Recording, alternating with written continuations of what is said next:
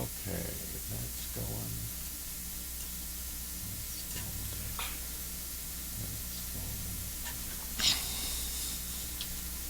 Hang on, I'm just going to type this in here. Okay. Listen to.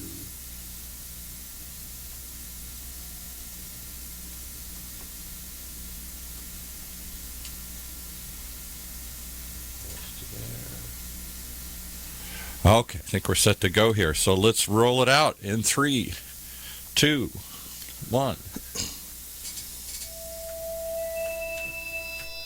Welcome to The Strategic Investor. Join us as we interview some of the world's most productive asset managers and uncover sophisticated and unique investment strategies in the markets.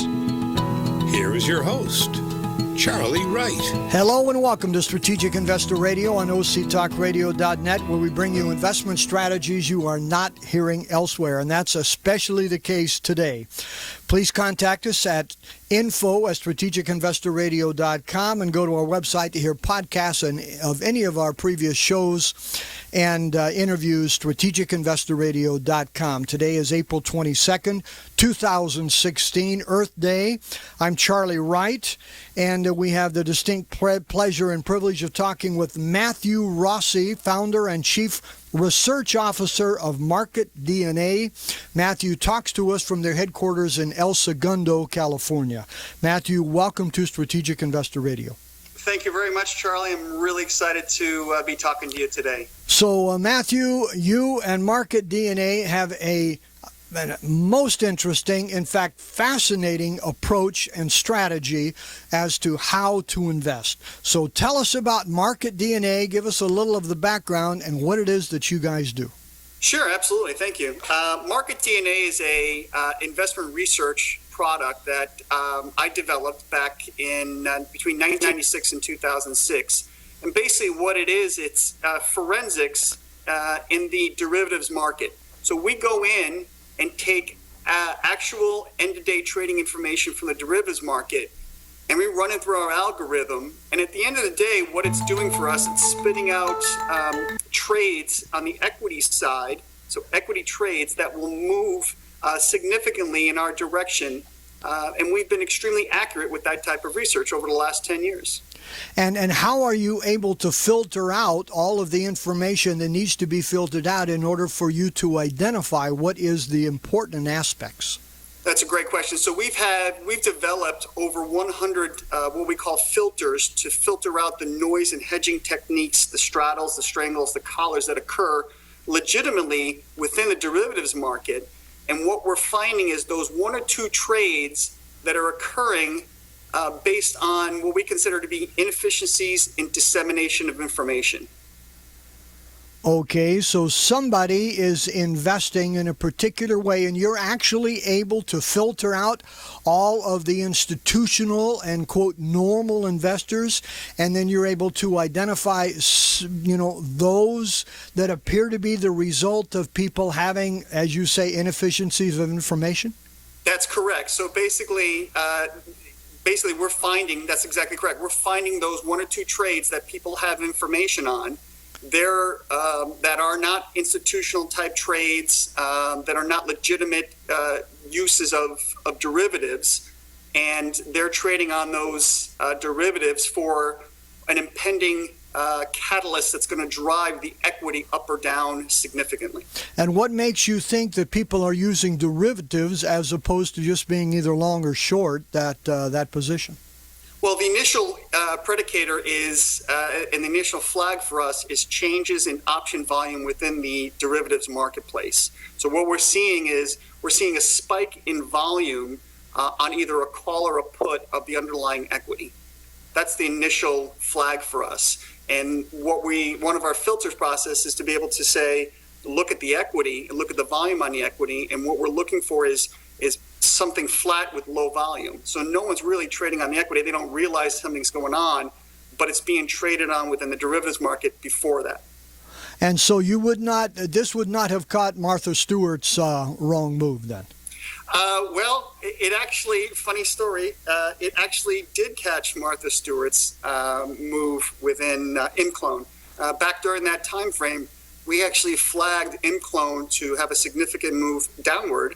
And an even better story about that is I was playing golf back in Connecticut, in Fairfield, Connecticut, and the gentleman I was playing with asked me what I did for a living, and I told him we had a really great move coming up on this company called ImClone. And it had moved already at that point in time. And at the end of the round, he confided in me that he was Martha Stewart's brother and asked me if I would vouch for Martha and that she had my research, which I absolutely denied and said, no, I would not. But we certainly can pick up on those type of trades. Well, that is very, very interesting. Now, you're the first one I've heard of that does this. I'm sure people are trying to do that all the time. Do you kind of have competition of others who are trying to do this? You say it took you 10 years to create this. Most people are not that patient here. I'm sure it was not just 10 years, but it was significant sums of dollars. Are there any smart beta ETFs that claim to be able to do this kind of thing? No, Charlie, there is nothing. There's no one that claims to have what we have top to bottom. There are some products out there that just show variances or spikes in volume or changes in volume, but that alone is not an indication of anything within the equity market. So if there's a change in volume on the derivative side, it's not necessarily a predicator. That's basically a coin flip. What we do in filtering out over 100 filters to filter out the noise and get to the trade, no one else has top to bottom. And we have a funny story about that also. Part of our filtering process is to look at open interest and the change in open interest from the prior day. Well, one day the open interest didn't get updated by Oprah out in Chicago, which is not Oprah, but it's the Option Pricing Reporting Agency. And so we called up the agency and notified them that the open interest had not changed. A couple hours later, after several calls into them, I got an IT guy call me up telling me, how did we know that his servers had not reset and that no one else in the entire country had picked up on it but us? Wow, that's very interesting. You should tell that story far and wide here. Yeah, I appreciate that. We do. We really do. When we speak to people who are interested in our research to find out why we're so unique, we do give them that story. And it's something that we hold true to ourselves and that we like to say, we're very unique in what we do. So without getting into specifics here, what range of accuracy do you find that this system is able to generate? Yeah, without a specific number, I can give you a range. Over the last 10 years, from 2006 to 2016, we've been between, I would say, 80 and 90% accurate in determining equity movement. And what kind of, in your active recommendations here, what kind of time period do you look for things to happen? Do they typically happen within 30 days, 90 days, 6 months? Yeah, our stuff typically occurs on average between 15 and 30 business days. So anywhere from 3 to 4 or 5 weeks, something will happen. Now, we do have some that happen earlier than that, quicker, and some that go a little bit longer. But on average, it's right around that number. And about what percentage do you find are long and what percentage are short? Are they primarily short because the people know bad news, or...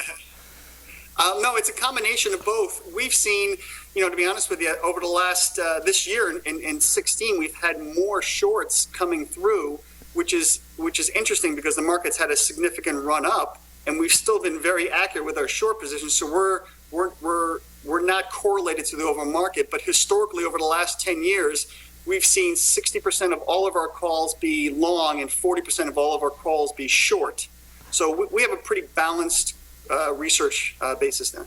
Well, and I'm sure that depends on the time of year. 2013, they were probably all long, but right now, I can see where they would be primarily short. Yes, that's correct. We need to keep talking about this. Again, this is absolutely fascinating. We're going to come back and delve into it, lift the hood here and get into the tall weeds and see what we can find out about this fascinating and very, very different methodology. And we're going to take a short break. Again, we're talking with Matthew Rossi, founder and chief research officer of Market DNA out of El Segundo, California. You're listening to Strategic Investor Radio on octalkradio.net, and we'll be right back.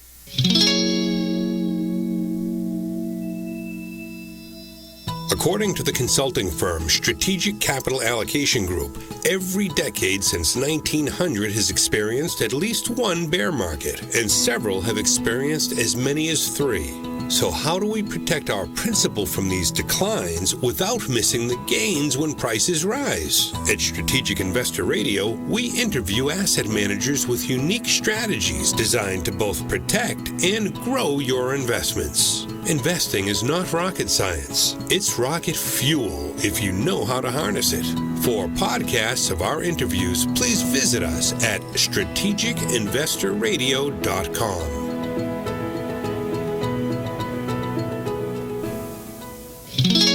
And now back to Charlie and his guest. Thank you, Paul. Again, we're talking with Matthew Rossi, founder and chief research officer of Market DNA. Matthew, very interestingly, this week I was reading Investment News, and I came across an article that was written by someone at Direxion, a family of mutual funds and ETFs. And the title of the article says, "Taking a Cue from Insiders." And I saw that article and I said, hey, I've got to see if they're talking about Matthew Rossi, Market DNA kinds of things here, okay? And under the subtitle here of Insider Sentiment Strategy, he says, investors who want to outperform the market should take cues from corporate insiders who have access to key information.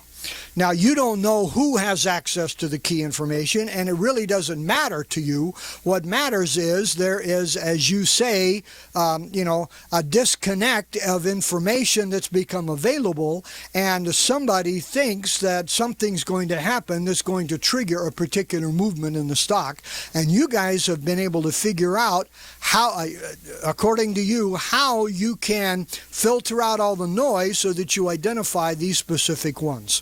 That's absolutely correct, Charlie. Matter of fact, there was a white paper that was written by 2 professors back in 2006 that back-tested similar methodology and the algorithm that we have, and they produced the actual results that in the right hands, that an institutional investor or a hedge fund could return as much as 50% annually if they could find the information within the derivatives market from options, because it is a predicator of future stock price movement. And so you guys did that for 10 years. Now, we don't have time today, but that must have been quite a story. And you must have had many potential dead ends that you had to get around.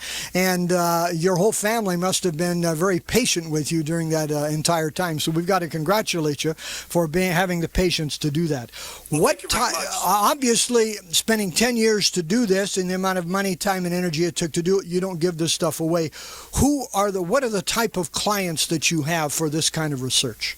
Sure. Most of our clients are hedge funds and institutional investors. But most recently on our website, we do post our research results on an a la carte basis. So if an individual investor is interested in being able to get our research instead of having to pay a yearly license fee to us, they can pay on a one-off basis. So we are starting to pick up some individual investors also.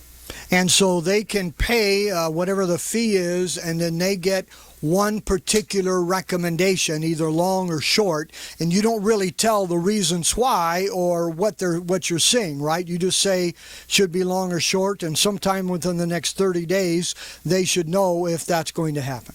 That's correct. Okay. Well, that is very interesting. And so how do you market your services? We market our services directly by calling into hedge funds locally mostly on the East Coast and the West Coast. We are also part of the California Hedge Fund Association, and we're also part of the group called STALA, which is the Securities Traders Association of Los Angeles. Okay, and so you get the word out by doing that, because I had certainly never heard of this, but I'm not involved in that world either here, so yeah. That is very interesting. About how many recommendations or positions, active positions, do you have at any given time? We have on average of about 7 to 10 in any given month. Okay, and again, they're going to last for about 30 days or so. That's correct. So we're turning over the portfolio on a consistent basis, but those returns are significant enough that it offsets any kind of turnover. So yes. And have you been able to differentiate the alpha that has come here? Because you say you have a very high percentage of winning trades or winning recommendations. However, in a bull market, if you're recommending 8 out of 10 long positions that they're going to rise anyway.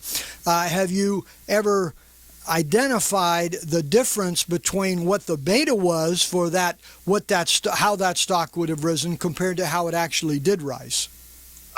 We haven't identified it directly, but our standard deviation and our non-correlation to the overall markets produces alpha on a regular basis. Well, yeah, it's I would think would typically almost all alpha here. Okay, yes. And so have you been able to identify the reasons why you get false signals? Yes, we have. So some of the examples of the false signals are, most recently we had a position to sell short. The company actually came out with earnings that were horrendous and missed by 10, 15%, notified the street that they were missing bookings by 70%. There was so much of a short position in the stock that after the first 5 minutes of the open, there was a squeeze and the stock shut up 10% from our position. So, yeah, there are things that are out of our control. Another issue could be, a CFO can get on a conference call after earnings are bad and say, hey, things are going to get better in the future. And the information that was traded on was accurate, but it just goes the opposite way. I see. So are most of your active positions, most of your recommendations dealing with earnings calls that are coming up? That's a great question. The actual answer is no. We only have about 10% of our research surrounding and going around earnings. A lot of our research and the catalysts for the movements in the equities are based on events, whether it's an acquisition, a divestiture, a contract with a government agency, a raise, or some type of change from the brokerage company on the company's recommendation. And do you have a recommended exit position on each one of your recommendations? Yes, we do. We have a recommended get in at X price and to get out at Y. So yes, we have a entry and an exit point on all of our recommendations. And how would you come up with the Y in each case? It's part of our algorithm. It's part of the process and what we've written over the 10 years to be able to get it there. And it's primarily based on the fact that the derivative traders and the market makers in the derivatives markets are smart enough to know what the events are going to be coming out on. So they'll price the derivative to a point where they don't get hurt. So someone buying the derivative will have to pay a premium. And what we're seeing is implied volatility increase. But that premium is basically what's going to drive the price of the equity at the end of the day once the event occurs. Well, that was way over my pay grade here, but I'm sure it makes sense and it sounds very logical here. Thank you. Yeah. So, first of all, I've got to congratulate you. This is very, very unique. I am sure it makes for absolutely delightful conversations in a social setting. It does. And I'm sure people, once they hear what you do, you become the center of conversation of any particular gathering. We certainly do. We get high interest of gatherings. We get high interest of individuals that are stunned with their jaws dropping at some of our stories and some of our recommendations. So is there a way for any of our listeners to be able to invest in this? How would they contact you? So they can reach us at our website. It's www.marketdna, all one word, marketdna.com. And on the website, there's some research report. There's some historical research reports that we've had. They can purchase some. And there's a contact there. Also, they can email us or call me directly, and I will speak to them directly. And you had mentioned offline that you're considering expanding out in some other areas. Would you mind sharing a little bit of that with us? Yeah, absolutely. We are in the process of registering and launching a hedge fund now based off of the research. So we're excited about that. It's another arm of our business, And we hope to take advantage of what we're providing to others in specific sectors to an overall basis for the hedge fund. Well, good luck in that endeavor here. Thank you very much. So tell us, Matthew, a question we like to ask all of our guests here. What keeps you awake at night? You know, the excitement of my work and the work in trading and investing in research, seeing basically what we do is we try to even the playing field and try to identify previously unobservable trades to our clients and the people coming to us. So what keeps me up is the excitement of making an even playing field and making sure no one else is cheating out there. And, you know, this is a question I should have asked early on. What is your background that allowed you to have the strength of acumen and knowledge and understanding of the world of trading to know how to do this? I appreciate that. So I have a bachelor's in economics from the University of Connecticut. I also have a master's in finance and investing from University of Connecticut also. And I have some experience in managing private funds previously back in the East Coast, but now I brought all that expertise here to the West Coast. Okay, thank you. So question number 2 is, what book on investing would you recommend for our listeners? Oh, hands down, Barton Biggs' book it's called Hedge Hogging. One of the best written books on hedge funds and investing that you could ever read. And who's the author again? Barton Biggs, Biggs. Hedge Hogging. That has not been recommended before, so thank you very much for doing your that. Listeners are going to absolutely love it. Go get it. They will not put it down. Okay, thank you very much. So again, provide your website for us. Sure, it's www.marketdna.com. Okay, and if somebody wanted to send an email to somebody, they can reach me directly at mrossi, MROSSI, at marketdna.com. Okay, and Matthew, final words for our listeners here. Final words is be patient with your trades. If you have a direction that's going against you, sit, be patient. If you're going to be correct, you're going to be correct. If you're not, you know, we're all big boys. You're never going to win every single trade. Take your lumps and move on to the next one. Great advice. Matthew, thank you very much. We appreciate you joining us today. Charlie, thank you for the time and good luck to everyone. So again, we've been talking with Matthew Rossi, founder and chief research officer of Market DNA out of El Segundo, California. You've been listening to Strategic Investor Radio on octalkradio.net, and we wish everyone an enjoyable and productive investing. You've been listening to The Strategic Investor, your source for compelling investment strategies from some of the most productive asset managers in the industry. For unique investment strategies, visit us at strategicinvestorradio.com. Investing is not rocket science.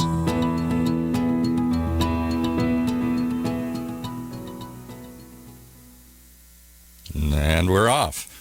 Matthew, hang on. Matthew, I am so impressed with your entire system, and to think that you get 80 to 90%, and I don't even want to think